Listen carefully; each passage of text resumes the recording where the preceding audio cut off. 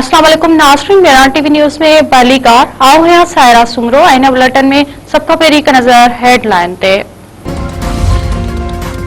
Iran नार जे मुल्कनि खे ख़बरदार कंदे चयो आहे त जंग में अमेरिका जी मदद न कई वञे, मदद कंदड़ मुल्कनि खे निशानो बणायो वेंदो। ईरान जे क़ौमी सलामती जे सेक्रेटरी मोहसिन रज़ाई चयो त अमेरिका ॻाल्हियुनि जो दोखो ॾिनो। ट्रंप अहमक आहे, अमेरिका खे खितो छॾणो पवंदो, मको मुआदो अमेरिकी सोच जो इज़हार आहे।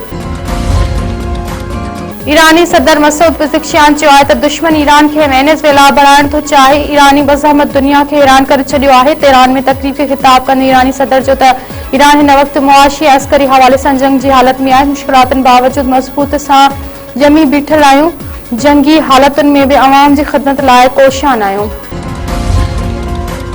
नायब वज़ीर आज़म इसहाक़ डार सुभाणे बर्तानिया जे दौरे ते रवानो थींदो। इसहाक़ डार बर्तानवी परॾेही वज़ीर सां मुलाक़ात कंदो। नायब वज़ीर आज़म बर्तानिया जे ॿियनि आला अख़्तियारनि सां पिणु मिलंदो। डार मेरी टाइम इंटरनेशनल जे सेक्रेटरी सां बि मुलाक़ात कंदो।